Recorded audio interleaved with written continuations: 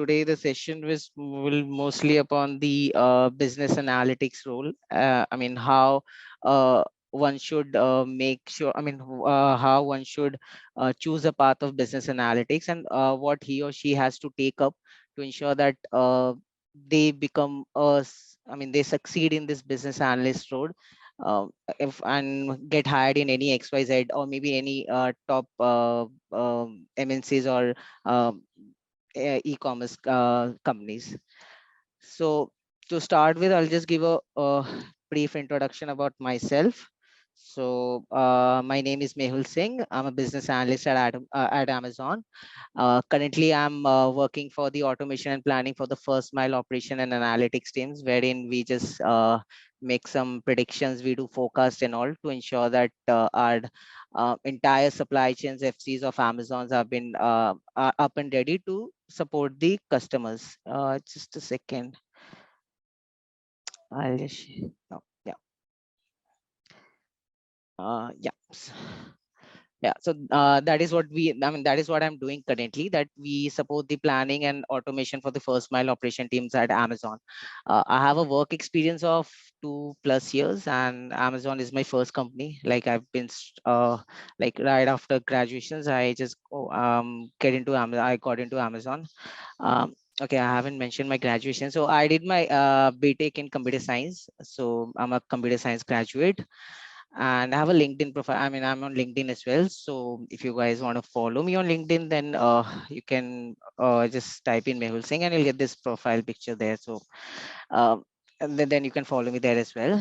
And apart from the working, apart from working, I also likes to do trekking, volunteering, and reading is one such stuff. Like whenever I get time, I do these kind of stuffs as well, and which you call it a hobby as well.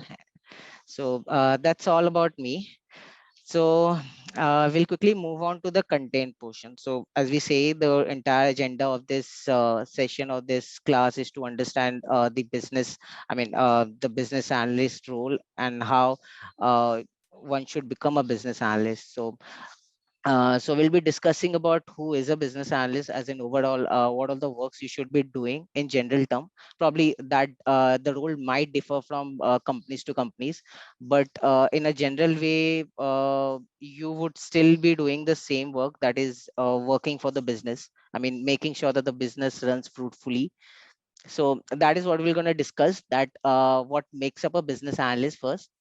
Then we're going to differentiate between business analyst and data analyst, because in a data driven market there's a lot of confusion out there, to understand that is business analyst same as a data analyst role, or is it different? And if it is different, then how it is different. So we'll do the comparison of that as well.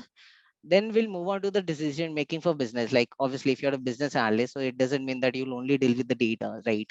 So at the end of the day, you have to take business calls, like which would be, which would actually drive your business, or whatever role or process you have been working on, and that eventually lead to a better customer experience. So that decision is something you have to learn as to how you're going to take that decision of that, that this is what we have to do for our business, and this is what we're going to implement and all. And then and that decision leads to the steps of cost reduction strategies, as in uh, so you make a decision, but that decision will result in something, right? Whether it's a cost saving or whether it's not a cost saving, that is again you have to think. So we'll learn about some cost reduction strategies as well, which we take in um, to ensure that we deliver better customer experience. And then then we'll learn about the skill set which are required to succeed as a business analyst.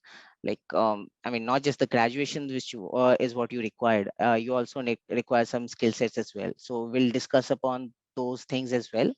And lastly, we're gonna end up with how's day one at Amazon. So like that's one of my favorite topic to discuss, because not just because of the fact that Amazon is my first company and I love working at Amazon, but it's also to the fact that I'll just share my experience as to how you can get into Amazon, or what are the things which you have to take. What are the skill set or what all the knowledge which you have to get, how you have to give an interview to get into Amazon. So that's something will with what we're gonna end this entire session. So let's start. Uh, like in case you have any questions, you can just pop up your hand as well. I'm ready to take any questions. So, but uh, I mean, I think everything is clear, right? So we'll just begin. Okay. So, so yeah. So who is a business analyst? So in a general way, as the name suggests, right, business. So it's like uh, a person who actually deals with the business, right? It's not a person who would, I mean, he or she is not the person who will deal with only data. So what does a business analyst do? So generally, if we say, then in a broad term, we'll say that a business analyst would be someone who actually assesses how organizations are performing and help them improve their processes and systems. So how would they do it? So they're gonna do it by conducting a research and analysis in order to come up with solution to business problem, and then they'll introduce the businesses to the client. Okay, this might sound a weak. To elaborate it, I would rather say it as that a business analyst was somebody who would always look for the benefit of the business.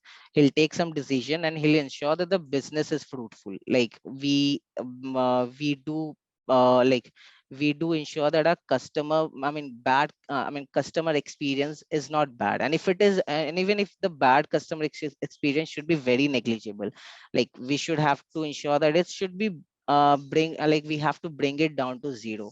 I mean the weightage, the percentage of customer experience should be zero. Now how we're going to do that? We're going to do that by improving a process, like improving a business process, that how better we can make it.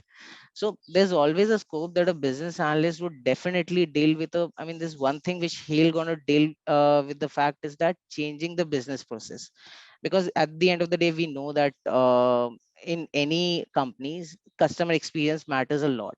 And we can, and again, I can say that there's no such companies will who will say that, okay, we have the best customer experience, like there's no I mean our bad customer experience is at 0 percentile or at 0%. There won't be any company, because obviously if a company deals with a billions of customer, millions of billions of customer every day, then probably there might be a chance that out of 100 orders we deliver, there might have been a, there might be a possibility that 2 or 3 orders we have a where the customer might have experienced a very bad where the customer may not have had a good experience.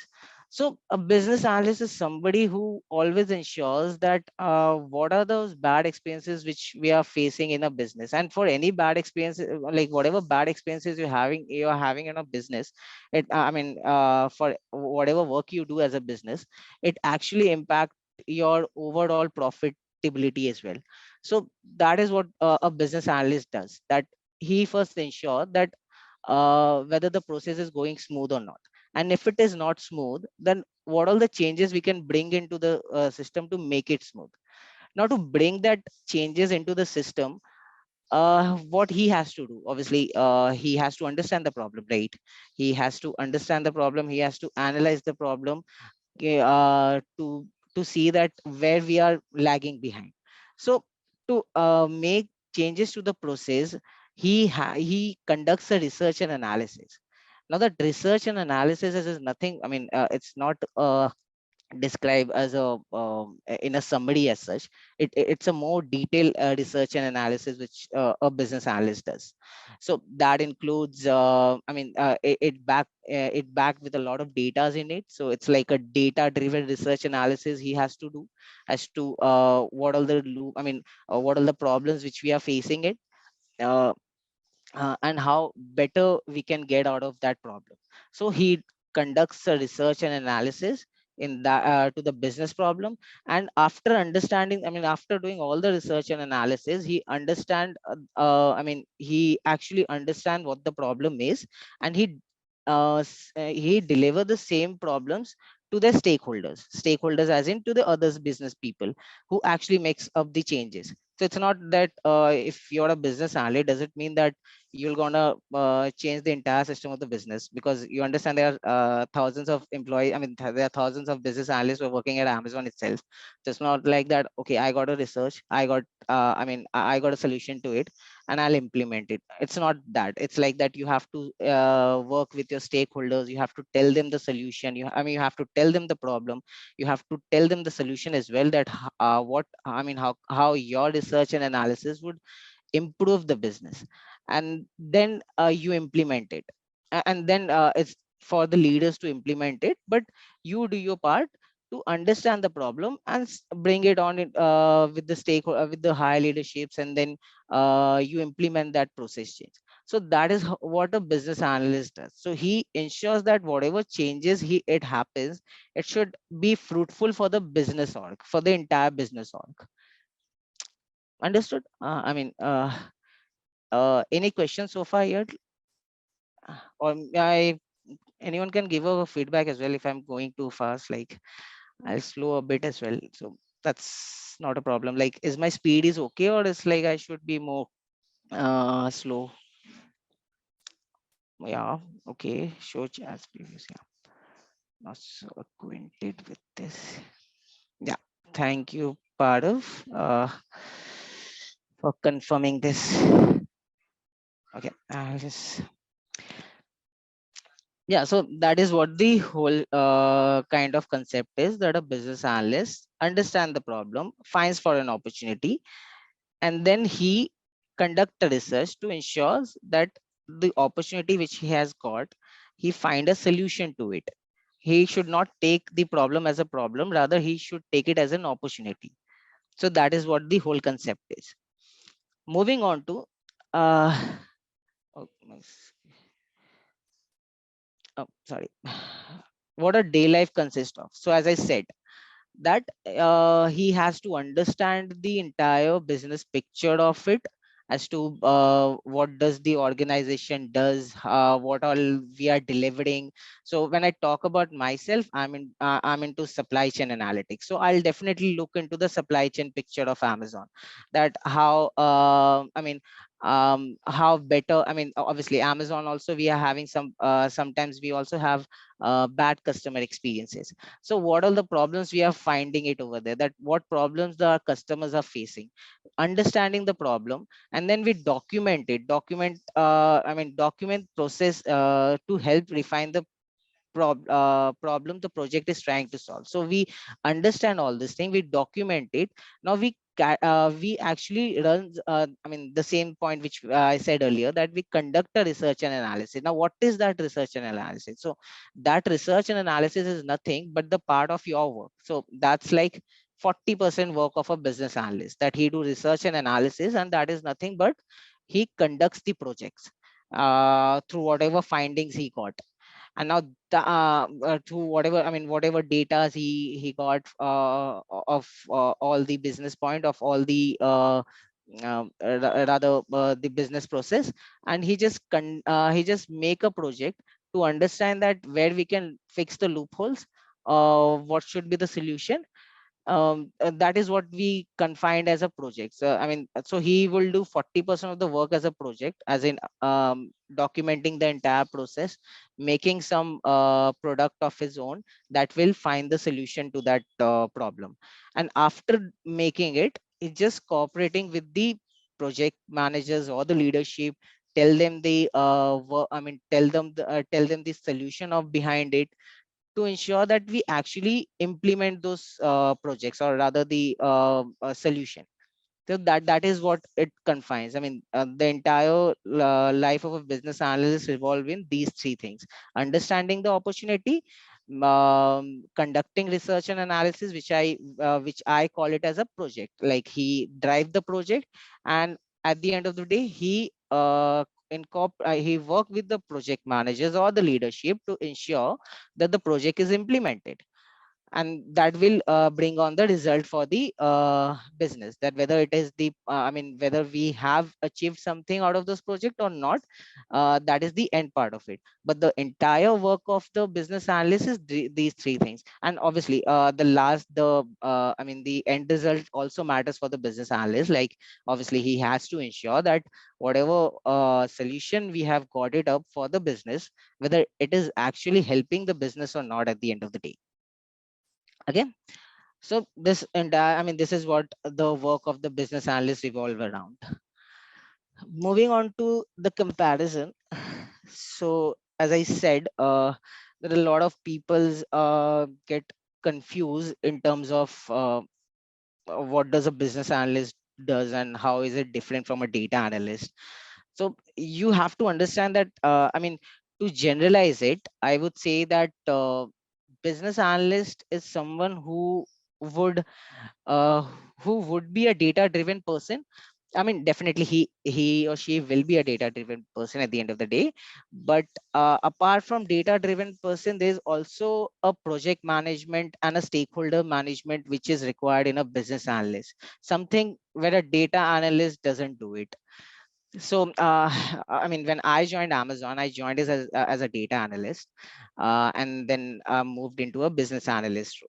So if you just understand from the differences I have noted down for a business analyst and data analyst, like business analysts work with clients and stakeholders to understand problems, wherein the data analysts deal with more of tech people, to people who are the owners of particular database or tables and all. Like, he would be somebody who would more prescribe to just getting the data out for his or her manager or his or her stakeholders. That's it. That is what a data analyst does, that he only have to ensure that out of billions and trillions of data, I'll just get my I'll just do some data mining. I'll just get some the data which is required for my stakeholders, and he'll just deliver the data to the stakeholders. So for a data analyst perspective, it's more of like technical stuff. Like, not more of, I'm not saying that business analyst doesn't deal with technical stuff at all. Obviously, we also deal with the technical stuff, but data analyst, from a data analyst perspective, I'll just do my work, that I have been assigned a job to just get the data out. That is what my work has been assigned for, and I'll do that, and I'll just give it to my project manager or my senior leadership, and that's where my work is done. But not in case of a business analyst. So generally what happens when a business analyst, like, they have to understand ki bhai who they have to understand who all their stakeholders are, and they have to get the data mining from their end, and they have to deliver it to the stakeholders, and also they have to understand the problems as well. But wherein the data analysts, they have gotten work, they have been assigned a work, and they have completed a work. That is what they did. Their work is done, and they just do their work to they just report it to their senior leadership that your work has been done. Second part is that they business analysts drive automation project to get solution, wherein the data analysts just execute automation projects. So you just understand the two difference, that is drive and the execute. So generally what it means, that a business analyst role is somebody who would be taking up the project. As I said, that he'll be understanding the problem, he'll be taking up the project which he feels that this might solve the issue. And that is what he'll gonna do. He'll gonna start the project, he'll gonna make sure the project is completed. He'll drive from start to end the entire project. The business analyst work is to um, make a demand of that project, because obviously he understands the problem, so he have to start the project and then he has to end it. But in data analysis, somebody is again the person who executed. It's like, I'll tell a data analyst that, okay, I want a dashboard to be created. So he'll write a query, he'll just prepare a dashboard, and he'll say, okay, the dashboard has been created. But a so he is a person who actually execute that dashboard. He creates that dashboard, and he execute that project. When a business analyst, what he'll gonna do is that why he needs a dashboard.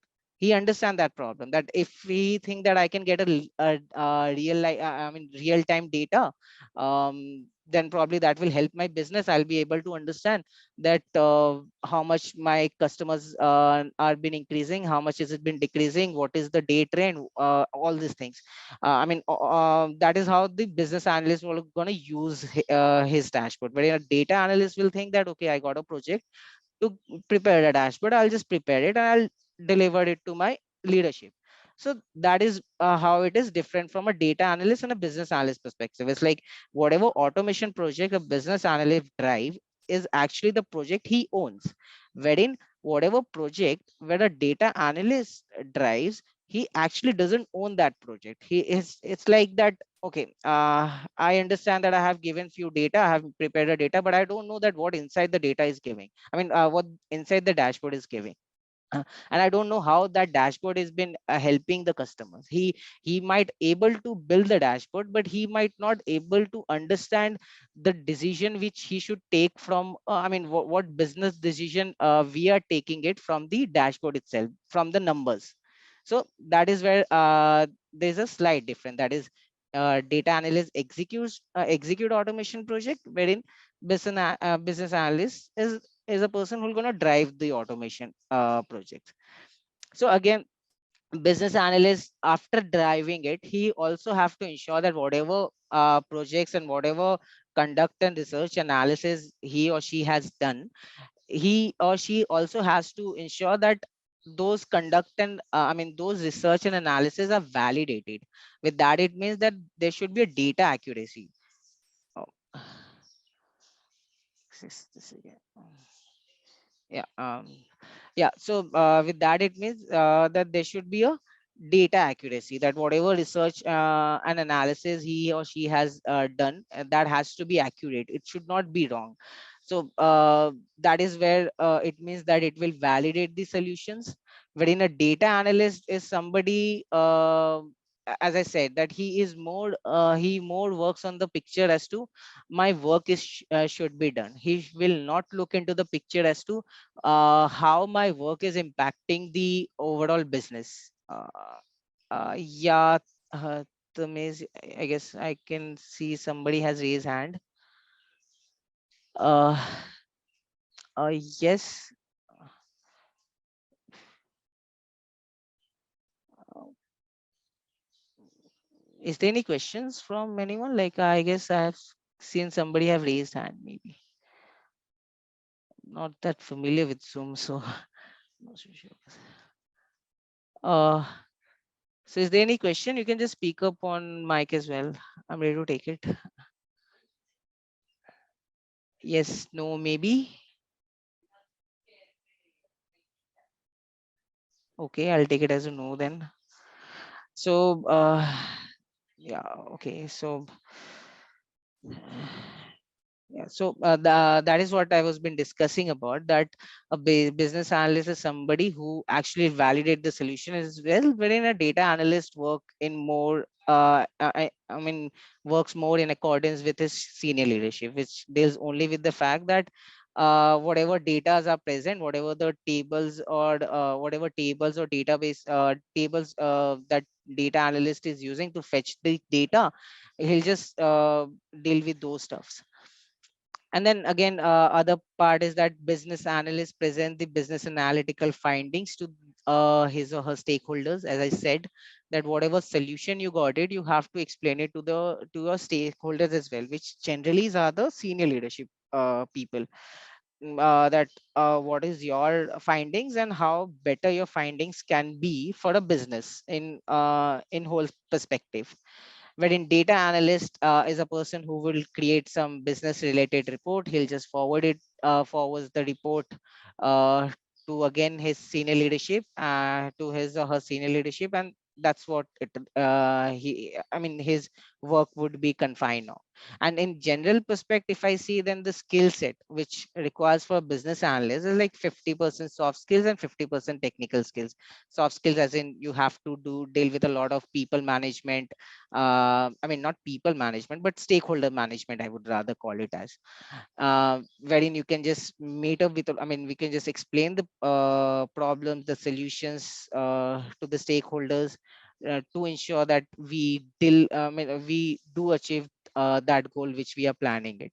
Wherein a data analyst is more about technical skills and less about soft skill. But again, to say it, it does not mean that business analyst, you have less technical, I mean less technical skills are required. No, no, you require the same technical skill as what a data analyst has, but just that the amount of usage of technical and soft skills are like balanced, like they have to be at 50% 50%. You have to deal, I mean the day to day, in your day to day work, you'll find that your technical and your soft skills are been balanced. You use both these skills to to ensure your work is done. Wherein in a data analyst perspective, in their day-to-day life, it's more about that they use 70%, I mean they deal with only the technical stuff. They only have to deal with writing queries, building dashboards, and a very less interaction. Where in a business analyst, you also deal with writing queries, building dashboard, but you write query for your own needs to get your results.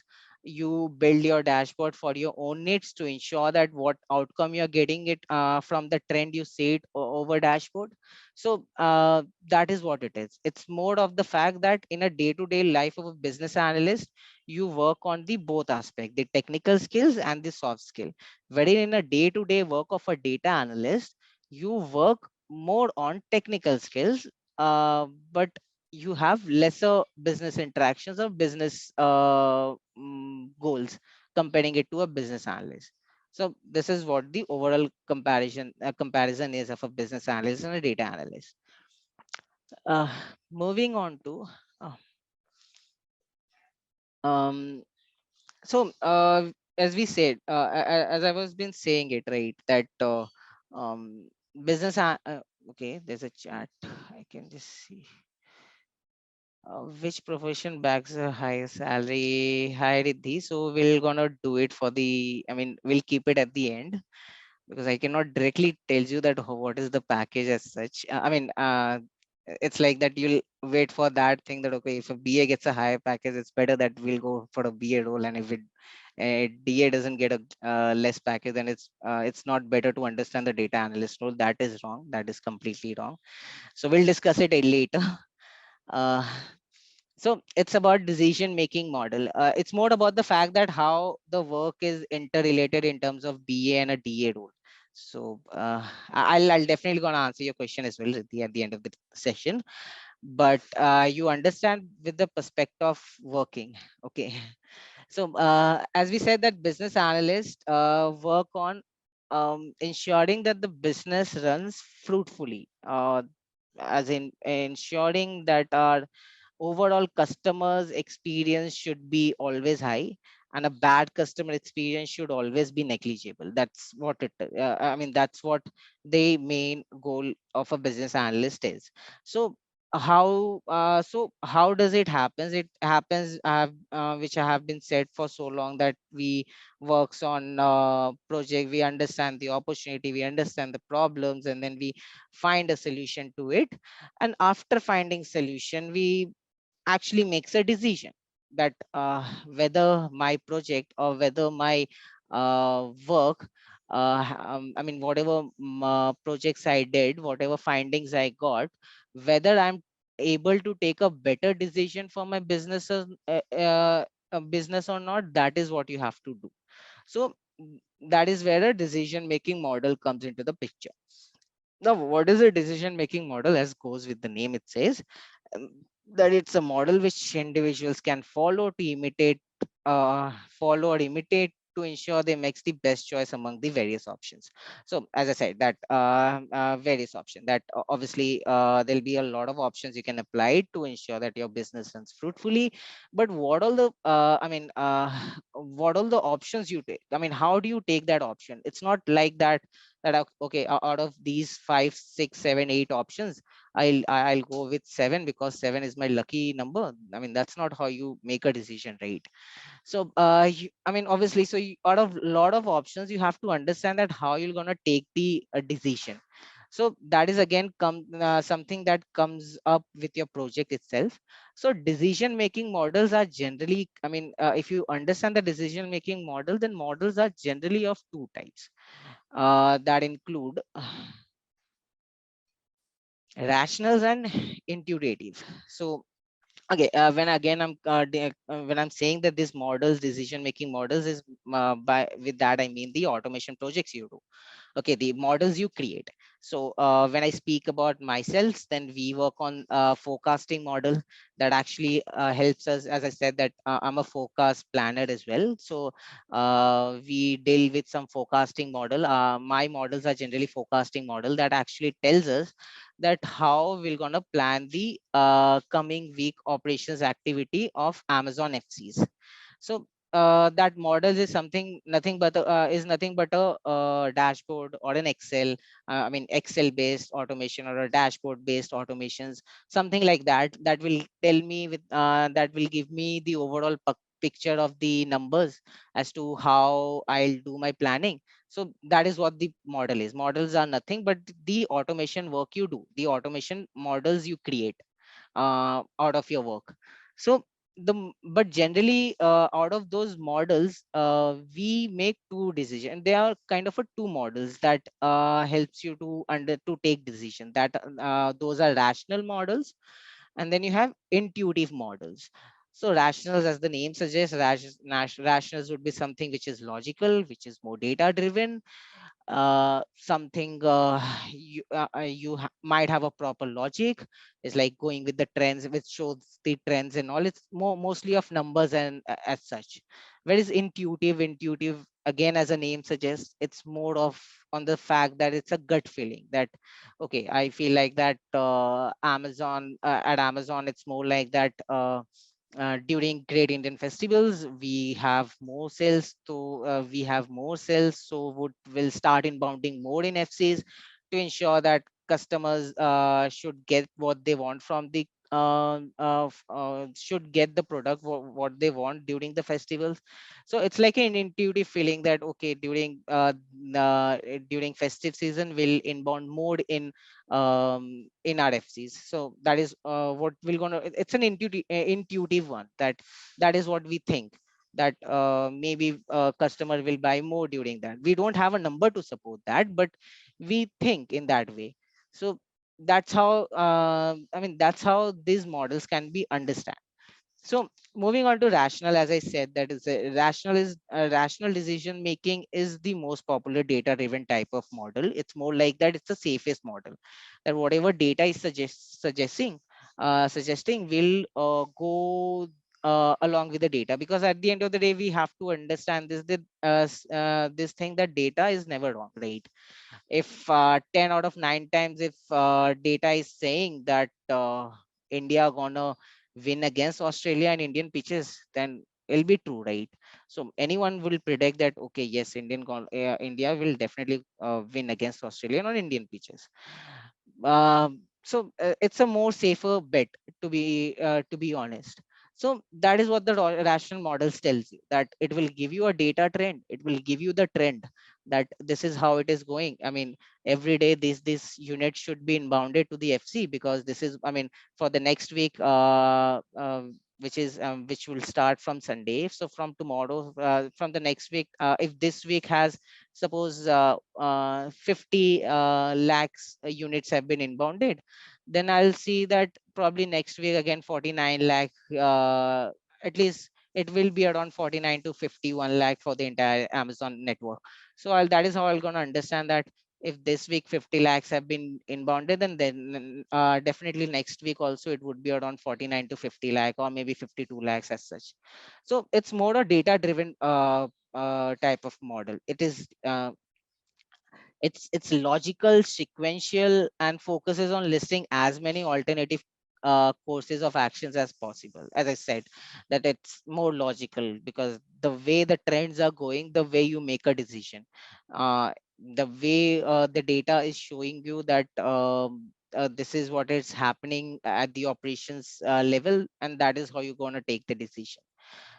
That is what it is basically. And then once all options have been laid out, they can be evaluated and determined which is the best. That out of so many options I got, that okay, I understood that next week I'm sorry next week the um, suppose I want to give a forecast that this week it happened 50 lakh units were been inbounded in the entire network of Amazon, and I have to give a number that what would be the number for the next week.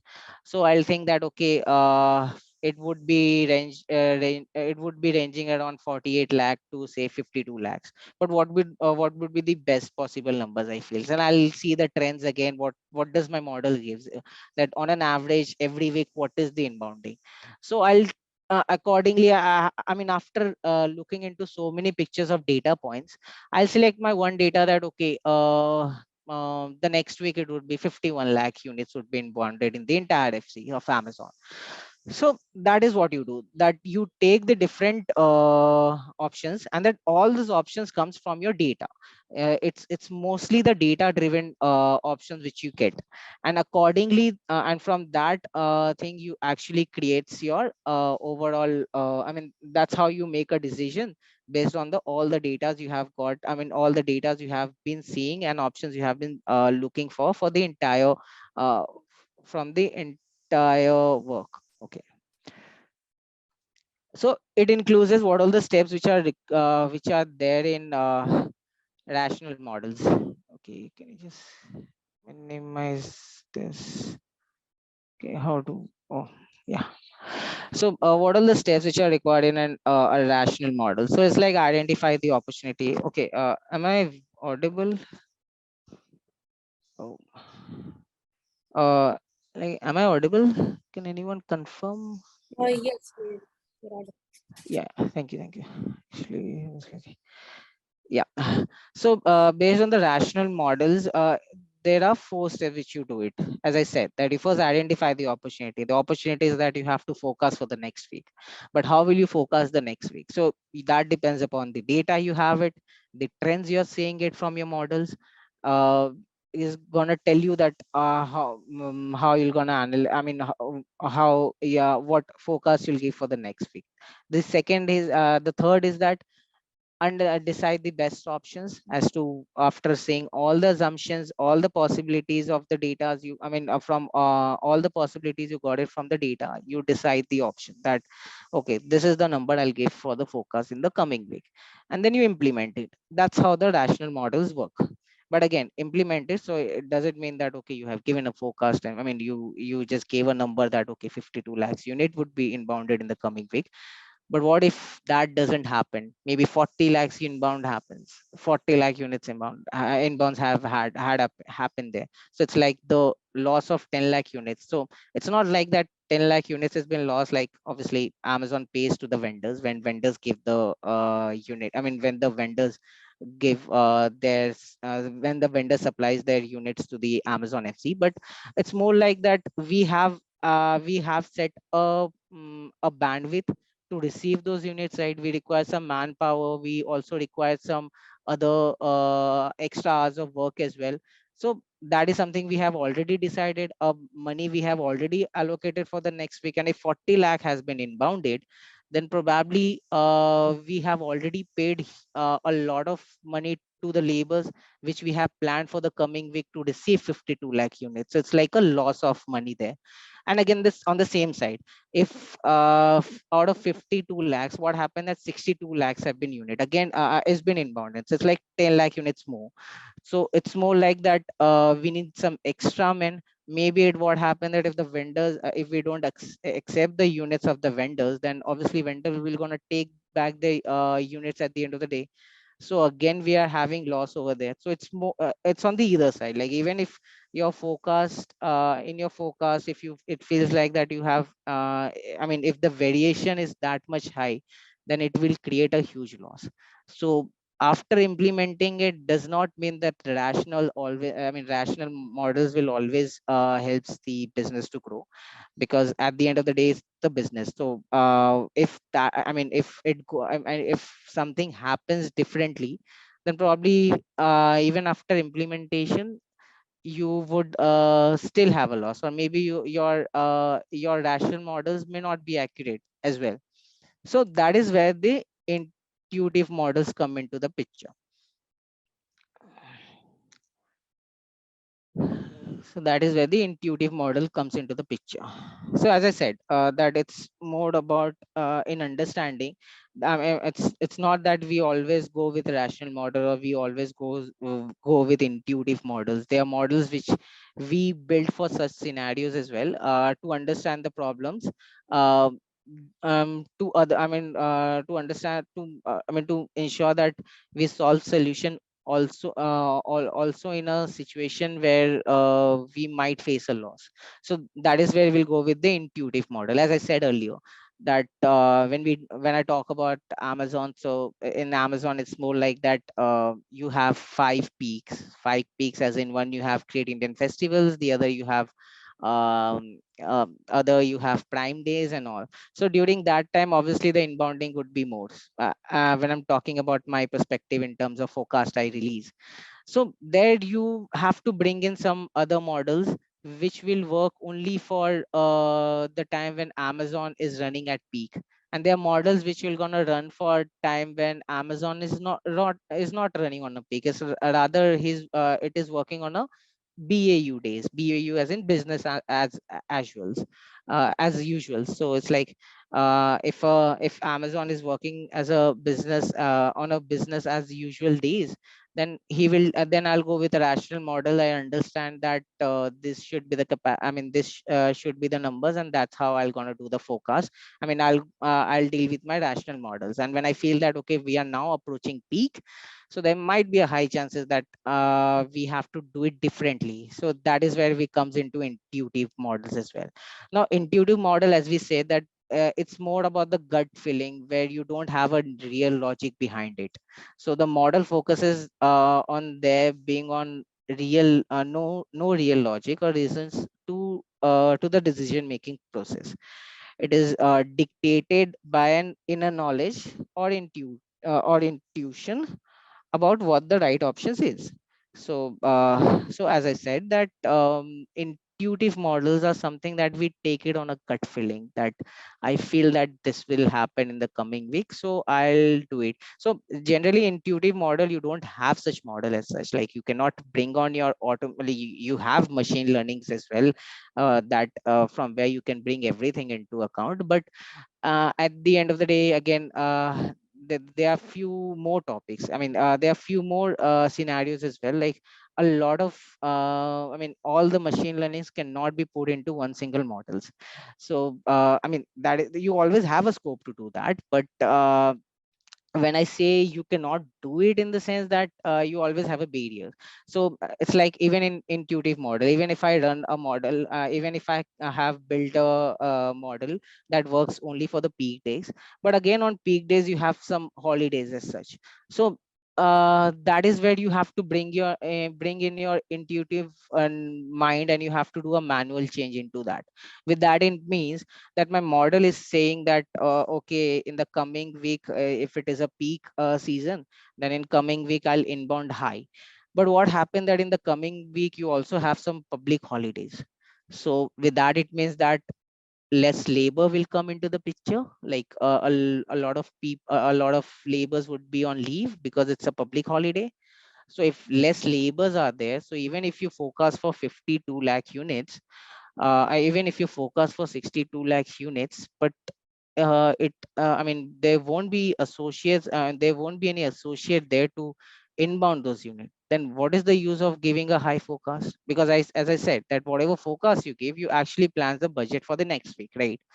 So if you just plan that even in a peak days, if I give some higher forecast because of the peak day, but there's a constant barrier where it says that there might be a public holiday. So if there is a public holiday, then obviously there'll be less associates who will be working. So if there'll be a less associate, then again we won't be able to inbound high number of units in the FCs, in the Amazon FCs. So that is where the intuitive models comes into the picture, where it's a bit of intuitive is mostly manual, is what I feel. Comparing it to rationals, rationals are more automatic. I mean, those models are more automatic, or rather the automation models, I would say. Those are like, you understand the data, and the data are automatically giving you a number that this is what your forecast would be. But in intuitive, you have to do a manual intervention when you feel that, okay, maybe there might be some changes in the coming days, like or maybe just like how the pandemic changed the work of our, I mean, the pandemic changed our work culture, that we started doing work from home. We couldn't go to the office. Then we built in something other. I mean, we never thought, right? Obviously Amazon at 2019 did not plan that 2020 will have some different ways to plan our Great Indian Festival. Obviously they haven't decided, right? So that is something that came at the very last minute. And then we have to bring in bring in a lot of different changes to the work we do, and to the to the forecast we made. So that is what an intuitive does, that we have to bring in some our own manual effort to ensure that whatever numbers we are going, because understand this thing, that at the end of the day your business should not be in a loss. So I mean, you're making money for your company, and you're not burning money for your company, rather. So that is where you have to, I mean, whatever, even if your automatic I mean, your automations models have been giving you the number, you would still not go with that number, because you think that maybe you have to do, I mean, you have to take some other numbers. That's the intuitive thinking of yours. So intuitive, when it comes to intuitive, again we have this four steps, rather. That first, you identify the opportunity, that is, you understand that what you have to deliver the next week. And then you categorize the business expectations and goal, that okay, my models has been giving me a 52 lakh units to forecast, but is it possible to do it? Because in the coming week there might be some holidays, I might be short of some labors. Then what will I do? I cannot, I'm pretty sure that I cannot gonna inbound this much amount of unit.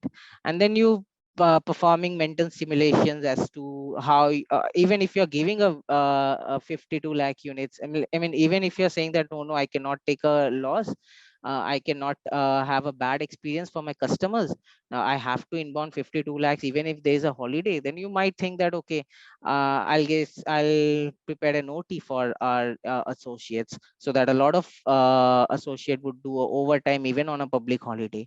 So that is something you bring about to your thoughts, and then you implement the decisions based on the intuitive thinking of yours. So this is what the difference between a rational or two types of models are generally. So as I said, to summarize it again, I would say that rational models are the models that actually that is more data driven models, wherein your models will give you the best possible options for you, will give you the best possible options for you, and out of those best possible options you have to select an option, you have to implement it. When an intuitive model will give you will again give you some best possible options, but that options would be varied.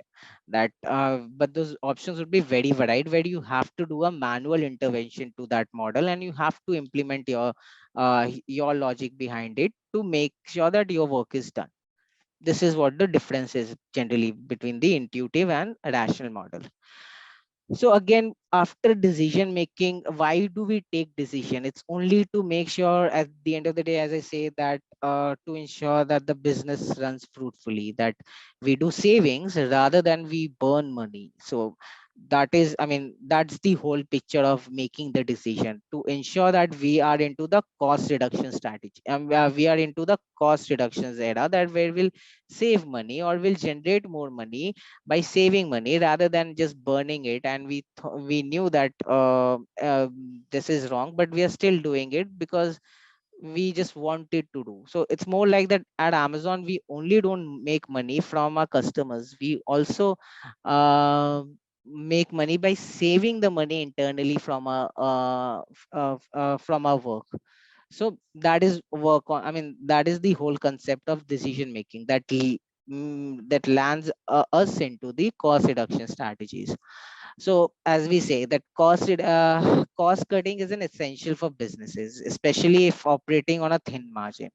So if you lose a customer, your business could lose money and you might not have the cash flow to pay your bills.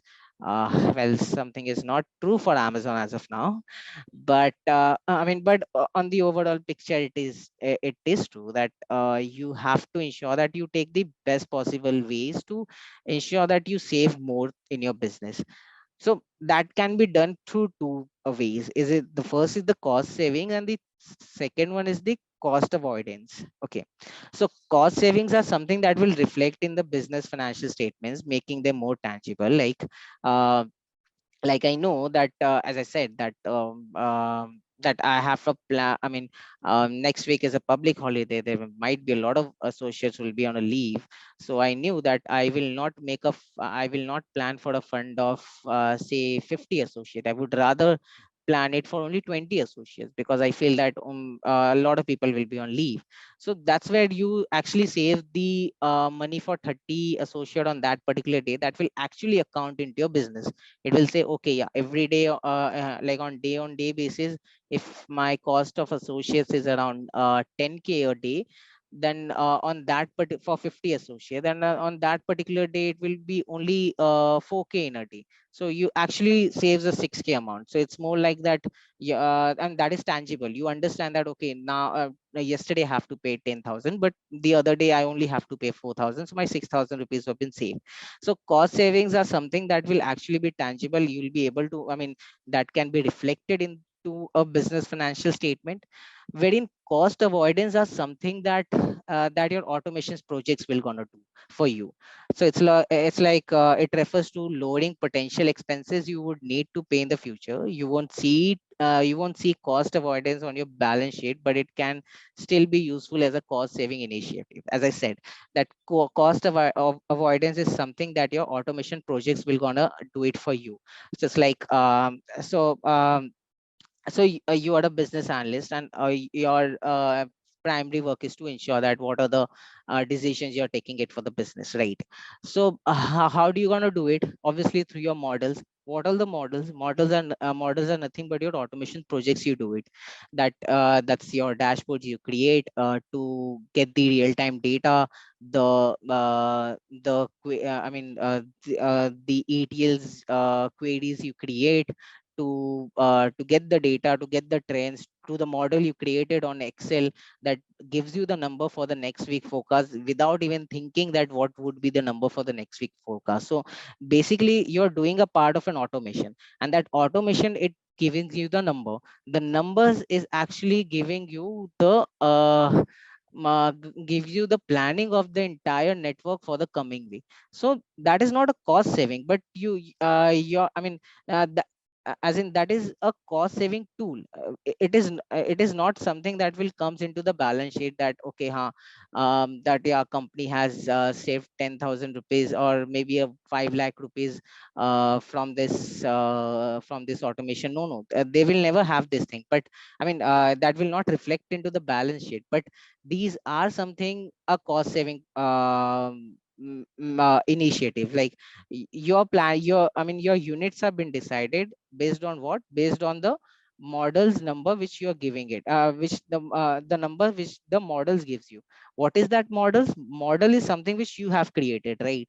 So it's more like that you did an automation project. The automation gives you a number. Now that number helps you to decide the labor plan, the automation, the inbound plan, the entire thing. So that is what your automation project does. So that is what we can call it as a cost avoidance. If you didn't have that model with you, then how would you have planned?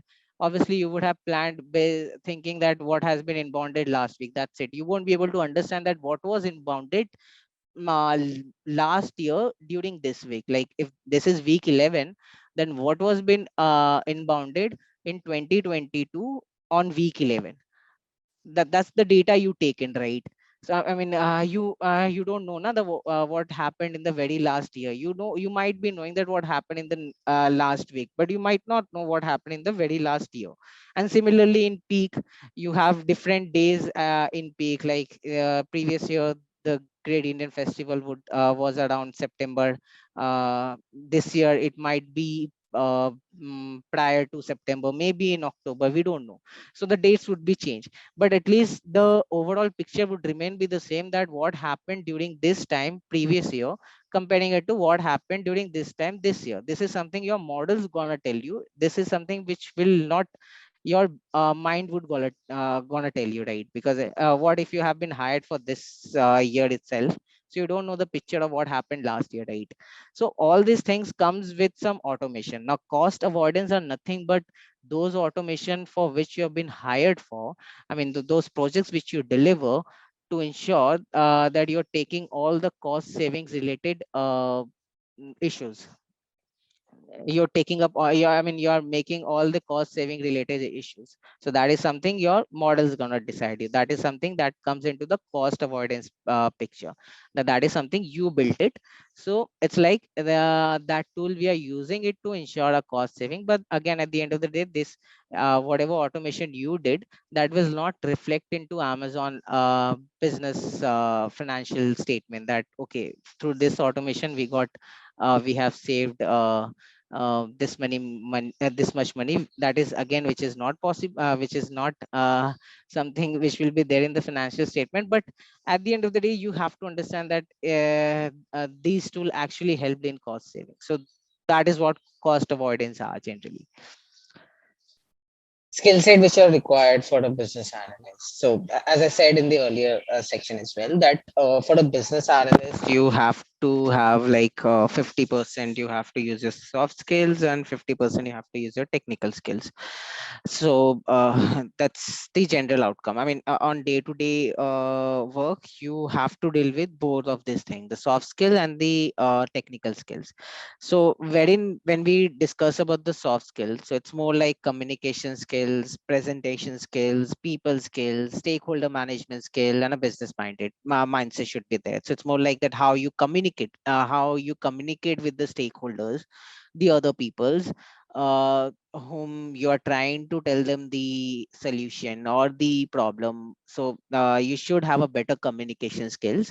And again, the presentation skills is again is important, that obviously you're gonna you I mean, your findings should not be vague, right? So you should be more presentable as well. Like you should tell them that what is your finding in terms of data and dashboards and all, and bring them the set of those information in front of your stakeholders. And then you have to manage people's and stakeholders management as well. Manage people doesn't mean that people who are who are like whom I mean under you, who's performing, who's working under you, not those people skills, as in you have to manage a lot of stakeholders, and you have to manage them in a way that you have to convince them that how your solution will be better for the business.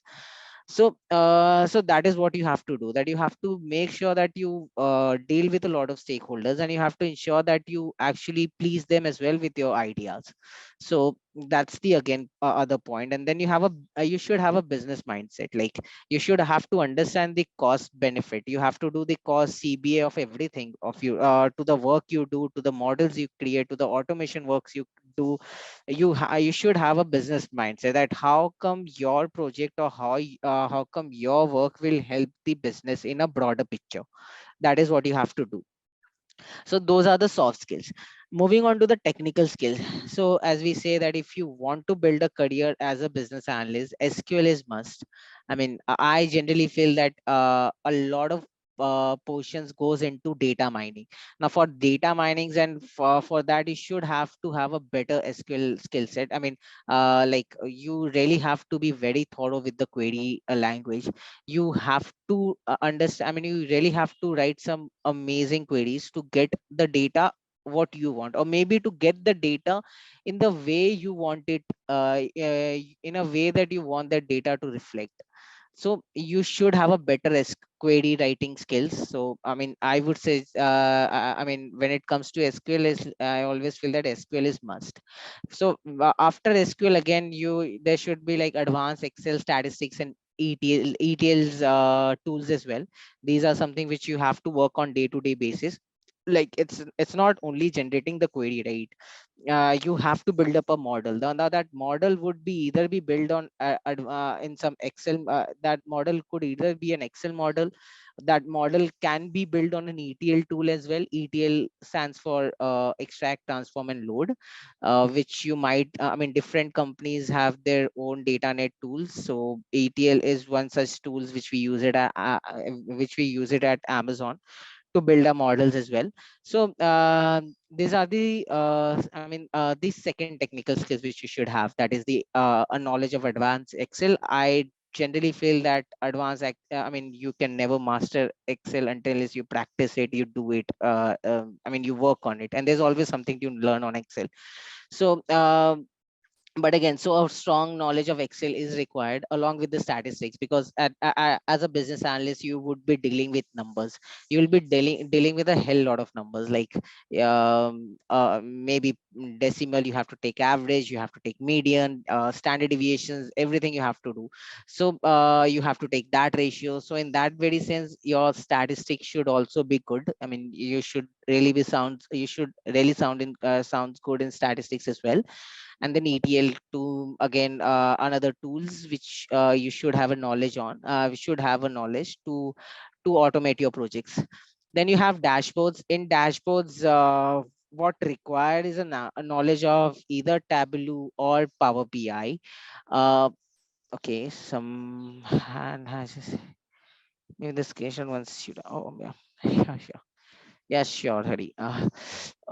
So yeah, so when it comes to dashboards, you should have a knowledge of dashboard. Now dashboards are something like, so when I talk about Amazon, then it's more about that we neither use Tableau, we neither nor we use Power BI. So it's more like that Amazon has its own dashboard tools, that is the QuickSight. So we generally use QuickSight. But again, I would say that a knowledge of even a Tableau or a Power BI or anyone knowledge of this dashboard would help you to apply for this role. Uh, and then the other is the data mining ability. You should be, I mean, you should be really, you should understand that how what data you need. Like you should really, as I said, that uh, datas are raw, right? If I talk data in general perspective, then that is raw. Matlab, you really don't, I mean, you can get billions trillions of data, but data mining is a process from where you can extract the data you want. So it should be really sounding good in terms of data mining skills and data modeling, that how your data would be represent, I mean, how your data react in making the decisions and all. And lastly, SAS, R, and Python programming. I have just named all this programming in a one after the other, is because I've worked on Python, I've worked on SAS, but not on the R as such. But yeah, I'm listing this skill set at the very last in these points of technical skills, because Pythons and SAS are important, but for a, I mean, for a better or a fruitful career as a business analyst. But to be very on, I mean, but to be honest, this is something you can also learn at the time you're working at. I mean, during working as such, because I mean, you don't have. I mean, you don't generally apply a lot of Python projects in your automations when it comes to when it comes to Amazon, the work I do. So we generally don't do with a lot of Python automation as of now. But yeah, we also have some couple of projects which we do it on Python. But as I said, that this is like a add-on thing. If you have it, like if you have a technical skills on SAS and Python programming, then that's the best thing. But even if you don't have, but you should have, I mean, you should learn as well at some point of time. But as of now, but as of now, what are the must technical skills which one should have to be a better business analyst is SQL. SQL is like 80 to 70%, 70 to 75%, then 10-15% of statistics. I would rate only 5 to 6% of dashboards, because I mean, obviously, business analyst does work with the dashboards a lot. So I'm not saying that dashboards are not required. Dashboards are extensively required, but it's just that even I mean, even if a basic knowledge of Tableau or Power BI would help you to get a job of a business analyst, but that is not true when it comes to having a knowledge of SQL, statistics, or maybe some programming language, or maybe yeah, and even like basic of Python would help you to crack an interview. But an SQL or an advanced Excels or some or like statistic, these are something that is must. I mean, you have to be very strong in terms of the skill set of SQLs and statistics. That is something which you have to be at good at to ensure that you clear the interview for a business analyst role on for any product based or any such companies as such. Uh, Moving on to the next chapter, the last section of it. That I mean, obviously my favorite section. That how D1 is how's day one at Amazon. But before, I'll just tell you that how what is day one at Amazon and why it's always day one at Amazon. I will tell you that how I mean, what are the things which you have to ensure to I mean, what are the steps or what are the things which you have to ensure uh, to to be placed at Amazon, like how the Amazon interviews works as such. So for my I mean, for business analyst role, again, Amazon has 4 rounds of interview, where the 2 rounds are generally for technicals round. Like 2 rounds would be of technical rounds, where they're going to ask you about a lot of automations project which you might have done in your college, or maybe you have or any kind of project which you have done in your either college, or people who are moving out of a team, who have already worked as a work who are already a working professional. Then definitely the questions will be on the projects they have delivered during the working time, for their company. So those are the questions which will come more of the technical projects which you have done, and a lot of technical questions. So, and those technical questions will be mostly upon statistics and SQL query. So as I said, that your query you should always have a better I mean, you should always have a better knowledge to the query you write. And it's like it's not that you have to write select star to get the data from the table. No, you have to do joins, you have to do everything. You have to learn what are the different functions you have it in SQL. And I mean, obviously, because I believe that SQL is one such query language. The SQL is basically, it helps you to get the data from the trillions billions of data, the data which you want.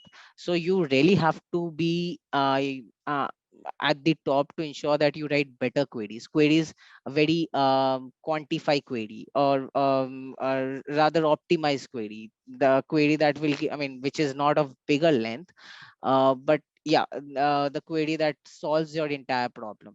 So query is something that is must. You would be for those first two technicals round, there'll be hell lot of questions which be asked on queries, maybe 20 questions. I might not have the count, but I mean, I might know that in my first interview it was like 15-20 queries were been asked.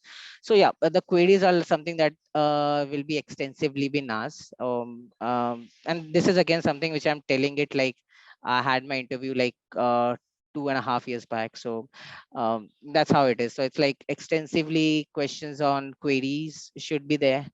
Questions of statistics should also be asked.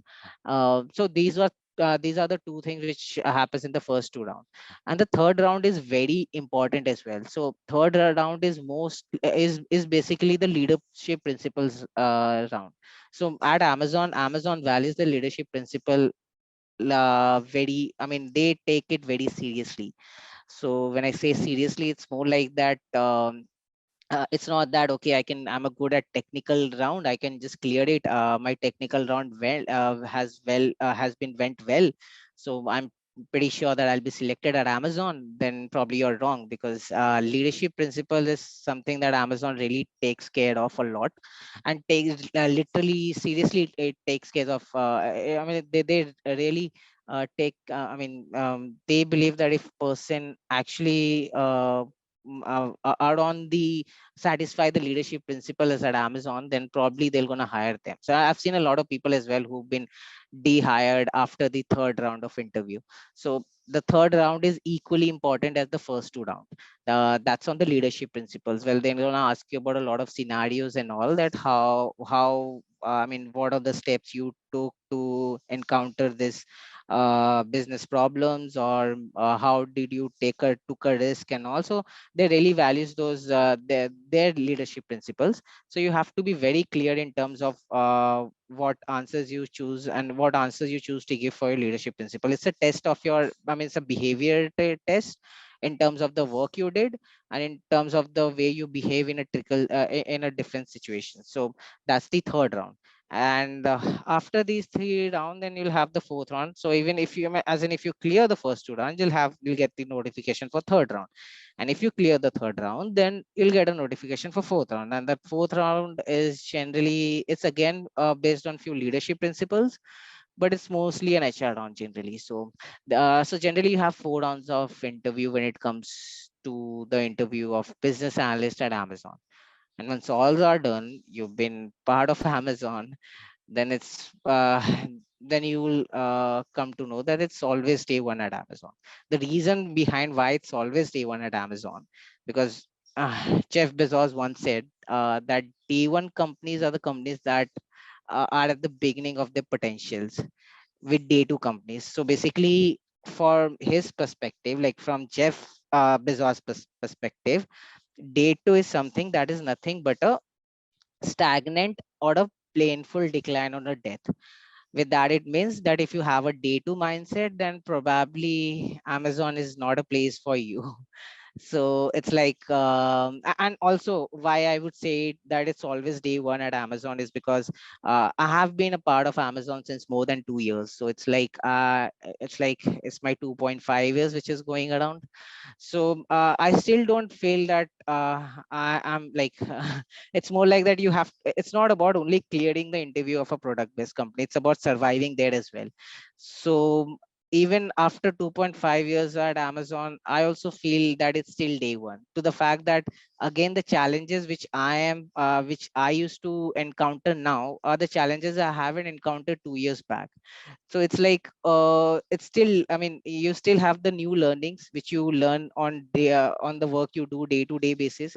You still look for the better opportunities on how you're improving the customer experience at the end.